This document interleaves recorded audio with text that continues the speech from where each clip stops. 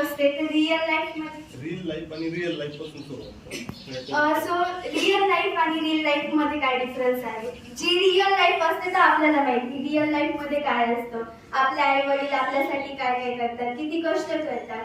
आणि real life जी असते तर ती काल्पनिक विश्व असते. आपण बघतो, युट्यूब बघतो, इंस्टाग्राम बघतो, स्नॅपचॅट बघतो.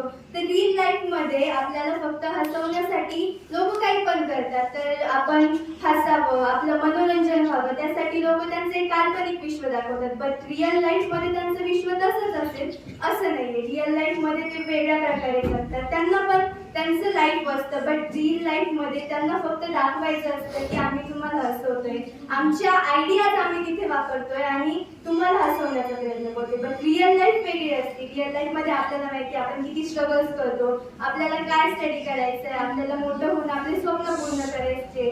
बट जे रिअल लाईफ मध्ये दाखवतात की आता सपोज मी एक विचार केला तर पुढच्या क्षणाला ते पूर्ण होईल. बट नाही, ते रिअल लाईफ मध्ये ते स्वप्न पूर्ण करण्यासाठी मला खूप सारे स्ट्रगल करावे लागते. ते स्ट्रगल करायचे, मला अभ्यास करायचा आहे, मला मोठं व्हायचंय. अट्रॅक्शन असतं मोबाईलचं, सोशल मीडियाचं जे डिस्ट्रॅक्शन असतं, तर ते सगळं बाजूला ठेवून मला रिअल लाईफ मध्ये अभ्यास करायचा असतो. बट रिअल लाईफ मध्ये तसं नसतं. रिअल लाईफ मध्ये ते दाखवतात की मोबाईलचा वापर केला किंवा आपण वेगवेगळ्या गोष्टींकडे अट्रॅक्शन झालं तर काही होत नाही, आपण अभ्यास करू शकतो. बट रिअल लाईफ मध्ये आपल्याला माहिती आहे ना की डिस्ट्रॅक्शन होतं, अट्रॅक्शन होतं आणि त्यानुसार आपली जी मानसिकता आहे ती बदलून जाते आणि आपण अभ्यास करू शकत नाही. तर रिअल लाईफ आणि रिअल लाईफ मधला हा एक डिफरन्स आहे.